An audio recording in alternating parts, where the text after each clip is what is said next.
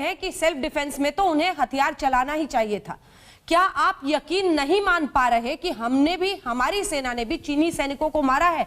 मारा होगा तो फिर तरीके अपनाए होंगे अपने, उन सब पर चर्चा और विस्तार तो नहीं कर सकते हम टीवी पर। आप ऐसा क्यों मान के बैठे हैं कि इन्होंने वापस वार नहीं किया, इन्होंने चीनियों को नहीं मारा? मैं उस वक्त मानूंगा जब नरेंद्र मोदी देश के सामने आकर कहेंगे कि हमारे 20 सिपाही जो मारे गए, जिसमें कमांडिंग ऑफिसर था, जैसा कि अभी सुधांशु कह रहे, गवर्नमेंट ऑफ इंडिया को ऑफिशियली एक्नॉलेज करना पड़ेगा। पीएम ने तो कहा था सर, 40 को मारा। देखिए, पीएम ने तो कहा था कि मारते मारते मरे। मैडम मेरी एक, मारते मारते मरे तो मर गए ना, कितनों को मारा बताइए ना। उरी में हमारे 16 सिपाही मारे गए तो हमने सर्जिकल स्ट्राइक किया। पुलवामा में 40 मारे गए तो हमने बालाकोट किया। क्या नरेंद्र मोदी की सरकार इन 20 जवानों का बदला लेगी? नहीं लेगी। बदला लेने का बेहतरीन तरीका यह कि चीन आज 4.5 किलोमीटर अंदर भारत की जमीन पर कब्जा करके बैठा है। बहैसियत भारत के सिटीजन की मुझे तकलीफ हो रही है, मेरा सीना जल रहा है कि मेरे जवानों के गलों को काट दिया गया, चेहरों को मारा गया, और इनकी पॉलिटिकल लीडरशिप की गैर जिम्मेदाराना हरकत है। मुल्क को चलाना नहीं आता, टीआरपी की तरह मुल्क को चला रहे हैं। मुझे इस बात का गम है।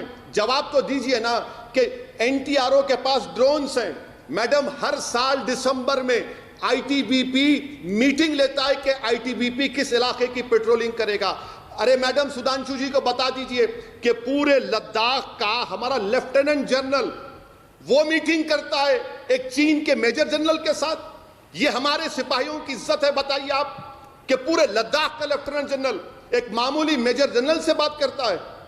क्या हो रहा है हमारे देश में? ये ठीक है, जवाब दीजिए सुधांशु जी। लेकिन मेरा एक सवाल आपसे भी है, क्या जब पीएम ये कहते हैं कि मारते मारते मरे, हमारे पास कोई औपचारिक आंकड़ा है? ये जो आप लोग रोज आकर 43 लोग मारे गए, 43 लोग मारे गए बता रहे हैं, क्या आपके पास इसकी पुष्टि है? क्या सेना इसकी पुष्टि कर रही है, सरकार कर रही है? हाँ, कौन कर रहा है? अब मैं फिर बता, देखिए अभी ओवैसी जी ने वकील और सांसद होकर ये बोल दिया था कि आईबी रिपोर्ट टेबल पे होनी चाहिए। अगला वाक्य अपने पहले इस उद्बोधन में क्या बोला? भाड़ में जाए agreement. Senior member of parliament आप ये कह सकते हैं कि पिछली सरकार के एग्रीमेंट भाड़ में जाए? दूसरी बात, हाँ बिल्कुल सही बात है, हथियार लेके गए थे, एक गोली उधर से चली होती तो गोलियों की बौछार हो जाती है। क्योंकि एक भी गोली उधर से नहीं चली, इसलिए हाथापाई वाली फाइट हुई।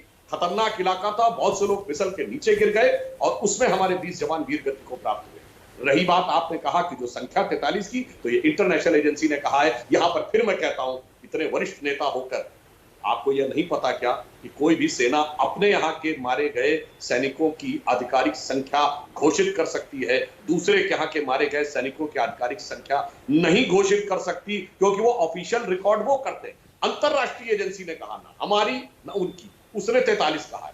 तीसरी बात, आपने कहा 3.5 किलोमीटर अंदर घुसा है चीन, तो मैंने फिर बोल रहा हूं, चीन कह रहा हम उसके यहां अंदर चले गए और आप कह रहे हैं जी हम चले आए। गवर्नमेंट ऑफ इंडिया कह रही है कहीं वो अंदर नहीं आए हैं, एलएसी में कोई चेंज नहीं है। चीन कह रहा भारत एक एग्रेसर है, यानी भारत अंदर चला आया है और उसने हमारे ऊपर आक्रमण किया है।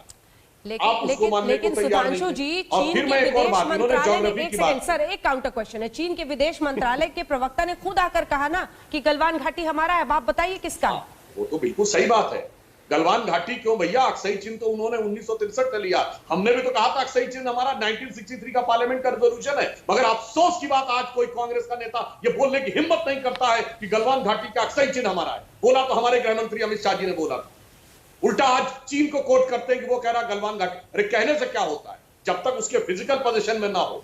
अब मैं उदाहरण की दूसरी बात कहता हूं, जैसे उदाहरण के लिए हम कहते हैं पीओके हमारा है, मगर अभी पीओके हमारे वास्तविक नियंत्रण में नहीं है ना। अब दूसरी बात जो इन्होंने कहा ज्योग्राफी की बात, जनाब ज्योग्राफी की बात ही तो मैं बता रहा हूं। चीन को पेट में क्यों दर्द हो रहा था? ये जो सड़क बन रही थी, ये कराकोरम हाईवे जो चाइना का, चाइना पाकिस्तान इकोनॉमिक कॉरिडोर है, उससे सिर्फ 5-6 किलोमीटर दूर थी। अब चीन की ज्योग्राफिकल लोकेशन ही चीन के लिए समस्या है। देखिए पूरे दुनिया को पता होगा चीन ऊपर है, अगर उसको समुद्र से किसी प्रकार का व्यापार करना है तो South China Sea, state of Malacca होते हुए हिंद महासागर से जाना है। और अगर सड़क के थ्रू करना है तो चाइना पाकिस्तान इकोनॉमिक कॉरिडोर यानी पाकिस्तान ऑक्युपाइड कश्मीर से जाना है। अब समस्या यह है कि स्टेट ऑफ मलक्का से लेकर हिंद महासागर में वो हमारी नौसेना का मुकाबला नहीं कर सकता in case of event of war, क्योंकि वहां पर ऑस्ट्रेलिया और अमेरिकन कमांड भी उसके खिलाफ है। यहां पर क्या हो गया कि अगर उसकी सड़क के हम 6 किलोमीटर नजदीक आ जाएंगे तो इन केस ऑफ वॉर हम उनके मूवमेंट को रोक सकते हैं। सारी समस्या की जड़ तो यही थी। और चूंकि सड़कों की गति हमने आने के बाद तेज कर दी बनाने की 2014 के बाद, क्योंकि हमारी पार्टी का 2008 की तरह कोई चाइना की कम्युनिस्ट पार्टी के साथ एग्रीमेंट नहीं था। वो अगर आप व्हाइट पेपर कहेंगे तो आपने देखा होता तो आपका सारी आ जाती कि 61 सड़कों का निर्माण। और शुरू कब हुआ था? जब अटल जी की सरकार थी और जॉर्ज फर्नांडिस रक्षा मंत्री थे, तब बॉर्डर रोड ऑर्गेनाइजेशन ने सबसे ज्यादा 61 सड़कों का निर्माण शुरू किया था, जिसमें 80% इस समय कंप्लीट हो गई। तो ज्योग्राफी समझिए या पॉलिटिक्स समझिए। और एक और बात क्या देना चाहता हूं, आज आप मोदी सरकार पे कह रहे हैं आज की डिप्लोमेसी में, अरे 62-67 में तो चाइना के साथ बहुत लोग खड़े थे। आज मैं आपसे पूछना चाहता हूं, आप तो बड़े समझदार व्यक्ति हैं, बुद्धिमान व्यक्ति हैं, डिप्लोमेसी में आज चीन के साथ कौन खड़े हैं? केवल 2 ally, south Korea, sorry north Korea और भूटान और पाकिस्तान। अब बताइए इन 2 के अलावा तीसरा उसके साथ नहीं खड़ा है। ठीक है, उसके बाद आपको लग रहा है। और एक और बात कह देना चाहता हूं, चाइना का एक फिर भी वो ऐसी हिमाकत कर रहा है ना सुधांशु जी, सिर्फ नॉर्थ कोरिया, सिर्फ पाकिस्तान, ये आप रोज कह रहे हैं, लेकिन फिर भी चीन हिमाकत कर रहा है ना ऐसी। हाँ, अब मैं आपको बता रहा हूं। हाँ।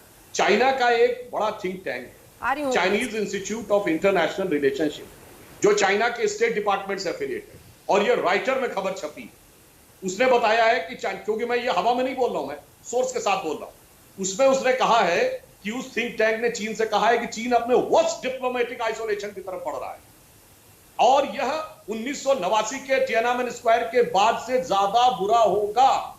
और उसने यह भी कहा है कि ताइवान के मुद्दे पर अमेरिका से टकराव हो सकता है, वहां पर सैन्य क्षमता बढ़ानी चाहिए। अब वो किस कारण से यहां कर रहा है इतने बुरे कूटनीतिक दौर में, जब वो कह रहा सबसे बुरे दौर में है, अब वो ध्यान भटकाने के लिए कर रहा है या ताइवान से बचने के लिए कर रहा है? श्रेय आप ले रहे हैं क्या सुधांशु जी? ये आपकी सरकार ने कर दिया क्या चीन के साथ? ये सबका श्रेय ले रहे हैं क्या आप, ये सब जो बता रहे हैं? हम तो सिर्फ एक बात कह रहे हैं ना, जब लड़ाई होती है हाँ। तो युद्ध के मैदान में भी होती है और कूटनीति के मैदान में होती है। ठीक है, वैसे के मैदान में फैसला बाकी है, कूटनीति के मैदान में तस्वीर साफ दिख रही है।